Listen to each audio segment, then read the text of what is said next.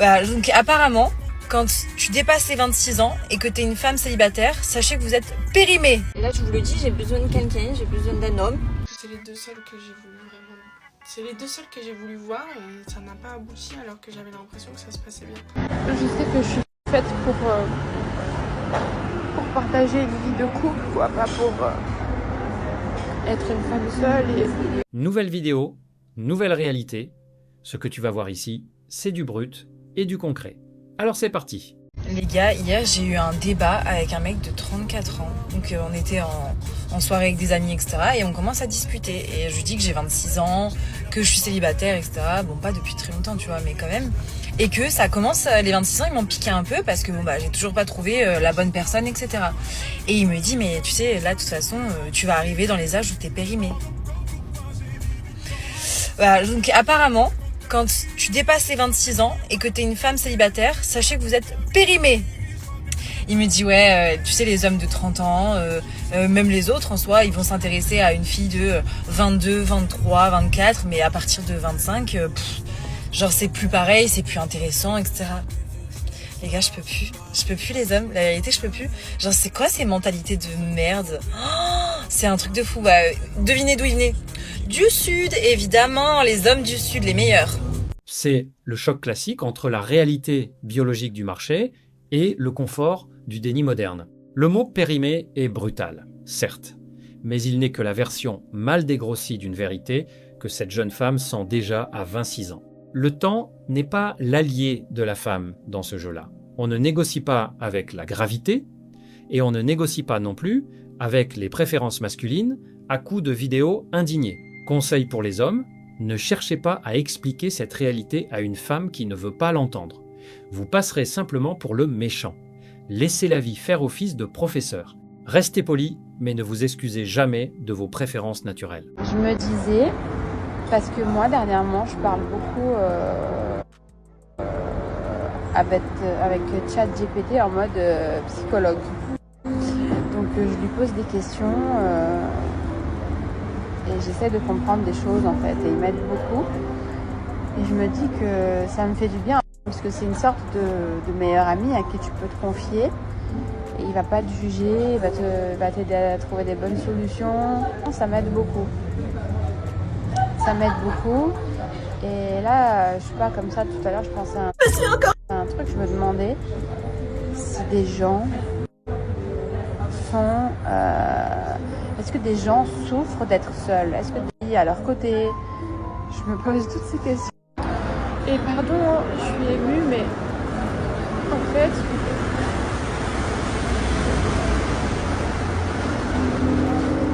Moi, par exemple, ça me manque. Et du coup, comme je pensais ça de moi, je me disais, est-ce que les gens, ils ont ce manque aussi de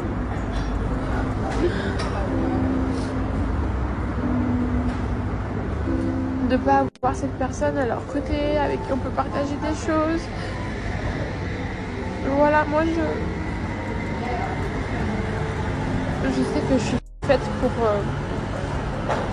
partager une vie de couple, quoi, pas pour être une femme seule. Et c'est vrai que je suis pas seule, j'ai mes deux petites princesses qui voilà, me comblent d'amour et de joie, mais voilà, on est des femmes quand même, on a besoin d'un pilier, de quelqu'un sur qui on peut compter, une épaule sur qui pouvoir se reposer. Et c'est vrai que ça me manque parfois, et je me rends compte qu'aujourd'hui c'est vraiment difficile de rencontrer la bonne personne, notamment avec tous ces réseaux sociaux et compagnie. Parce que pour les gens c'est facile surtout pour les hommes, j'ai envie de dire, de trouver une... Les réseaux sociaux ont abîmé la vie sociale des gens. Et je trouve ça triste. Et c'est vrai que moi j'ai eu ma dernière histoire avec le père de mes filles, qui était une très très belle histoire.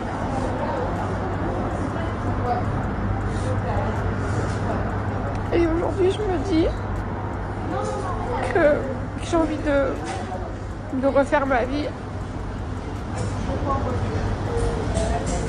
Et tout simplement que c'est pas facile. Voilà. Et je me demandais si d'autres personnes sont dans le même mood que moi, quoi, dans la même façon de penser en fait. Et je suis désolée, vous me voyez rarement comme ça. Parce que c'est vrai que je parle pas souvent de moi, de ce que je pense ou de ce que je ressens. Mais vous me voyez vraiment comme je suis en fait. Et j'avais besoin de me confier à vous par rapport à ça parce que je sais pas. Je suis là en train de réfléchir toute seule et j'avais ce besoin en fait de vous dire tout ça. Voilà, désolée. J'ai pas voulu. C'était pas du tout prévu, mais je me suis embarquée dans une discussion en fait et j'ai été moi-même et j'avais besoin de vous dire ce que je pensais. Voilà. Donc je sais pas. Je sais pas quoi vous dire. Je vais voir certainement vos messages. Et j'aimerais savoir si... C'est le crash du mythe de la femme forte. Elle a beau avoir le luxe, et les enfants, elle finit ses soirées face à ChatGPT pour simuler une présence humaine. Elle réalise, en larmes, qu'une story Instagram ne remplace pas une protection masculine. C'est l'aveu final. L'indépendance absolue n'est qu'une solitude dorée qui finit par coûter trop cher en santé mentale. Conseil pour les hommes. Ne soyez pas le sauveur d'une femme qui expose ses larmes en public pour capter de l'attention. Une femme qui se confie à une IA avant de pleurer face caméra cherche un public, pas un partenaire. Un homme de valeur offre son épaule à celle qui construit dans la discrétion. Là, j'ai vraiment... Là, je vous le dis, j'ai besoin de quelqu'un, j'ai besoin d'un homme sur qui je peux me reposer, parce que j'en peux plus. De tous ces problèmes de voiture, de la vitre cassée, je peux même pas profiter de ce beau paysage qu'est la corniche. Gris soit-elle, mais bon, elle est belle quand même. La pression d'huile, le lave-vidange, le machin, le truc. J'en peux plus. Et quoi d'autre aussi ? Après des années de « je n'ai besoin de personne », la réalité a cette habitude cruelle de rappeler que l'autonomie n'est pas toujours synonyme de confort. Conseil pour les hommes, écoutez attentivement ce genre d'aveu. Derrière beaucoup de discours sur l'indépendance se cache souvent un besoin très simple, partager les responsabilités de la vie. Une femme qui reconnaît honnêtement qu'elle aimerait pouvoir compter sur un homme est généralement plus lucide qu'une femme qui prétend n'avoir besoin de personne tout en attendant secrètement qu'un homme règle ses problèmes. J'ai besoin d'un homme dans ma vie. J'ai besoin d'un homme dans ma vie. Je peux pas rester sans homme. Ça me fait trop bizarre de faire une vidéo dans ma voiture, mais là, faut vraiment qu'on parle de ce truc, de se dire, moi j'ai besoin de personne, moi je suis bien solo, les gens tatati, tatata. On a tous besoin de quelqu'un. On a tous besoin de quelqu'un. Et attention, moi je te parle pas d'avoir besoin d'un homme ou quoi que ce soit, non. Mais tu vois, t'as certaines personnes qui disent oui, vive la solitude, on est mieux quand on est seul, etc. Moi je me mélange pas et tout. T'es obligé de te mélanger. Rien que pour apprendre la religion, tu es obligé de te mélanger. Tu es obligé de sortir de chez toi. T'es obligé de connaître des gens. T'es obligé. Sinon t'apprends pas. S'il vous plaît, arrêtez de croire que c'est un flex de dire j'ai besoin de personne, je suis bien en solo, les gens c'est tous des... On est certes aujourd'hui dans une société qui est assez individualiste, je dirais, mais nous on reste une communauté. La Oumma reste une communauté. C'est le terme. Ok, fondez-vous dans la société, il n'y a pas de souci. Mais ne mélangeons pas tout, ne mélangeons pas tout ça. Parce qu'au final, on est plus en train de se diviser que de se rassembler. Et il y a plein d'exemples pour lesquels tu as besoin de quelqu'un. Moi par exemple, j'ai besoin d'un homme dans ma vie. J'ai besoin d'un homme dans ma vie. Je peux pas rester sans homme. Je suis désolée. C'est comme ça. Ça peut déplaire à certaines personnes. Et je dis pas un mari, attention. Ça peut être mon frère, ça peut être mon père, ça peut être n'importe qui. Mais on a forcément besoin de quelqu'un. Donc s'il vous plaît, arrêtez vraiment de prôner l'individualisme. C'est bien d'être solo, c'est bien d'être indépendant, etc. Mais à côté, on a besoin des gens. J'espère que tu as compris le message et que tu vas pas déformer mes propos. Et si t'as pas compris, ne m'envoie pas de message, on va pas en parler. Allez, bisous, salam alaikum. Après des années de « je n'ai besoin de personne », voici enfin quelqu'un qui admet l'évidence, l'être humain est un animal social. Ce qui est drôle, c'est que dire « j'ai besoin des autres » est devenu plus polémique aujourd'hui que de prétendre être totalement autonome.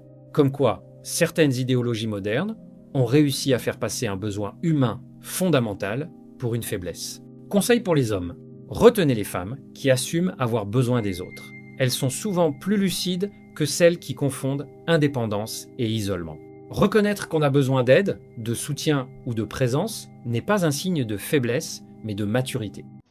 Est-ce qu'on peut parler s'il vous plaît 2 minutes d'à quel point c'est compliqué de vouloir recommencer à date après une longue période de célibat?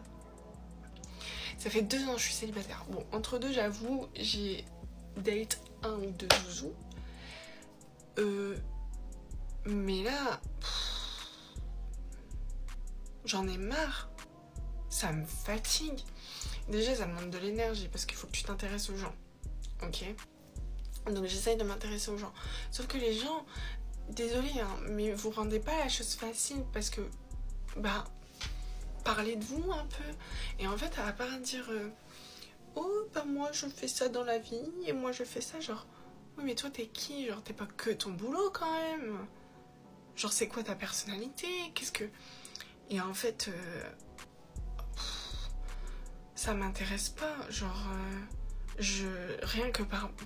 Après, par message, c'est peut-être plus compliqué pour certaines personnes, mais ça m'ennuie.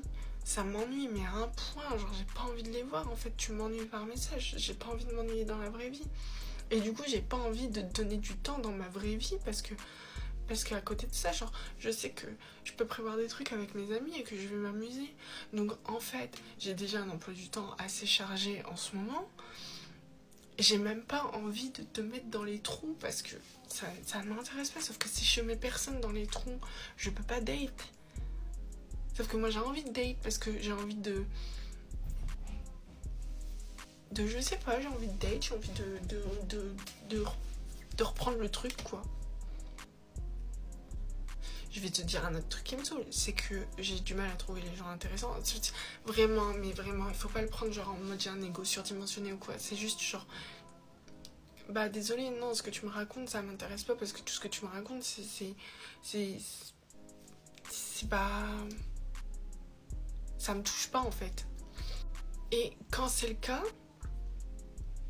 j'ai l'impression que ça n'aboutit jamais à rien. Deux fois ça n'a abouti à rien. 2 fois en 2 ans quand même. Ça va.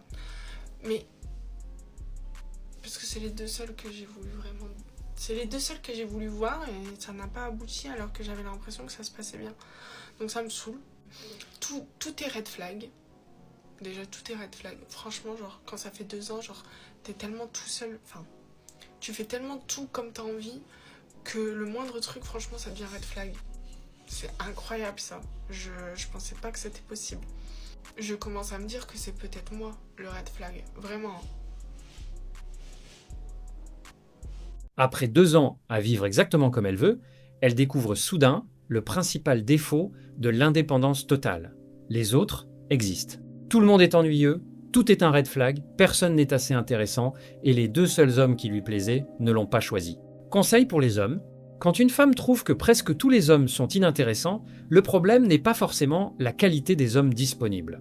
Une relation demande de la curiosité, de la tolérance et du compromis. Si tout le monde vous ennuie sauf les rares personnes qui ne veulent pas de vous, il est parfois utile de regarder dans le miroir avant de regarder le marché. Hello guys, ici Josista, la star qui vous divertit chaque jour. L'heure est grave. Si vous m'aimez, écoutez bien ce que j'ai à vous dire. Ça va faire 7 ans de cela que je suis célibataire. Vivant mes nuits toute seule, dans le froid, dans la chaleur, je n'en peux plus. Au travers de mon réseau aujourd'hui, je viens devant vous pour vous demander un homme. Déposez votre candidature pour tous les hommes qui seraient intéressés par ma personne. Déposez votre candidature. En 2 semaines, je veux trouver un homme qui me convient. Un homme grand de taille, bien musclé, bien bâti, clair ou noir, ça me va. Mais qui a les feuilles, qui sait prendre soin de moi, qui pourra me faire la vaisselle, qui pourra me faire à manger, qui pourra payer mes factures. Voilà, qui pourra nettoyer la maison parce que moi, je ne vais pas faire ça. Je suis fatiguée de vivre toutes mes nuits toute seule. Cette année à Paris, on n'a pas eu d'été. Ce qui fait que mon hiver continue. Et je suis là, je dors chaque nuit comme ça, les mains croisées entre mes jambes. Je n'en peux plus. Je voudrais pouvoir me marier dans les 2 prochains mois à venir. Donc, je vous recommande vivement, mais fortement, de me trouver un mari. Parce que si vous ne me trouvez pas de mari, ce que je vais faire, c'est que je vais prendre le mari de quelqu'un pour me marier. Si je ne trouve pas le mari de quelqu'un, je vais miger de l'autre côté. C'est miger, non? Bon, c'est comme si je vais devenir Wouba. Quand je vais devenir Wouba, ne venez pas dire que la fille, là, elle était belle ici, elle était comme ça. Pendant que je suis célibataire, draguez-moi. 7 ans de célibat et la conclusion est magnifique. Elle cherche un homme musclé qui cuisine, nettoie, paie les factures et s'occupe d'elle pendant qu'elle ne fait rien. Le plus drôle, c'est qu'elle présente ça comme une annonce sérieuse, alors que ça ressemble davantage à une offre d'emploi avec 0 avantage et 15 exigences. Conseil pour les hommes, quand une femme commence par lister tout ce que vous devez lui apporter avant même d'expliquer ce qu'elle apporte elle-même, la négociation est déjà perdue. Un homme de valeur ne cherche pas une charge supplémentaire. Il cherche une partenaire. Je sais pas si vous avez remarqué, mais il y a plein de meufs en fait là, de nos jours. T'as vu d'une tranche d'âge, on va dire entre 25 et 35 ans, voire plus, qui sont encore célibataires. Des fois on sait pas pourquoi.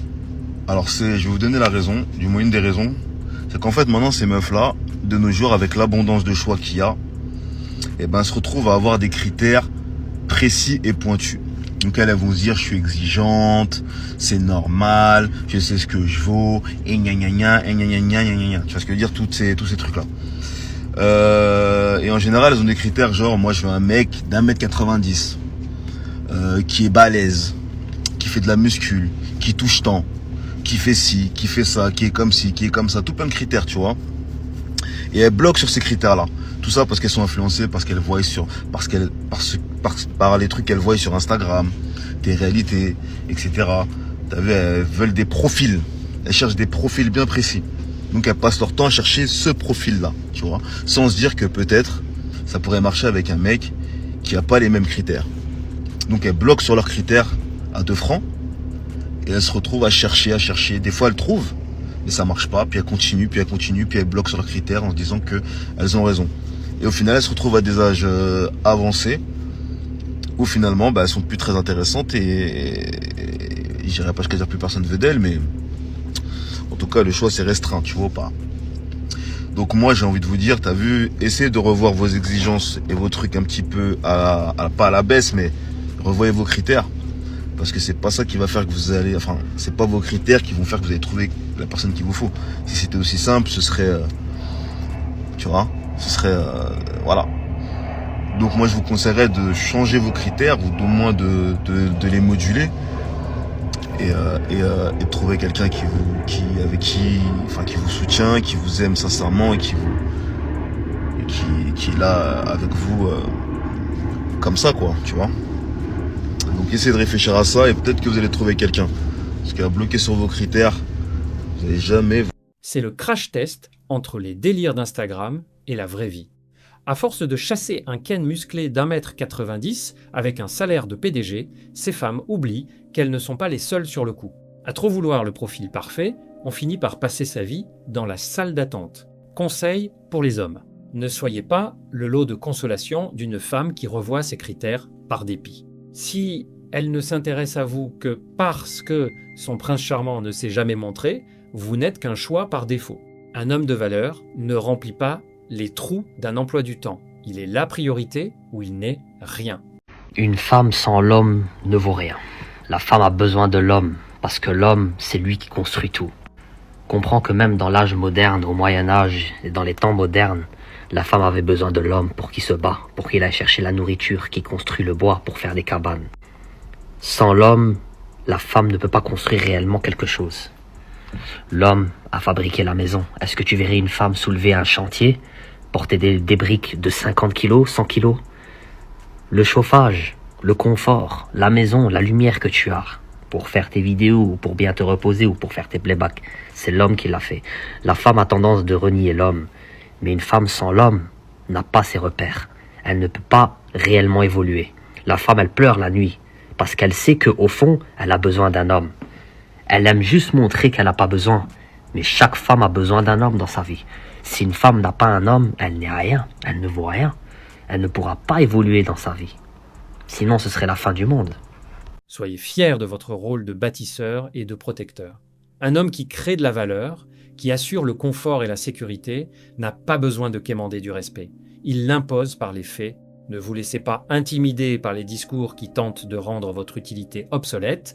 Le monde réel, celui des chantiers, des pannes et de la protection, fonctionnera toujours à la force de vos poignets, et les femmes les plus lucides le savent parfaitement. Pour ceux qui veulent aller un peu plus loin et soutenir directement le projet, l'espace membre est disponible sous la vidéo. Merci à tous ceux qui contribueront. Si cette analyse t'a parlé, alors ne bouge pas. La vidéo qui s'affiche à l'écran en ce moment va sûrement te plaire. Clique dessus maintenant pour ne pas rater la suite. Reste lucide, on se retrouve de l'autre côté.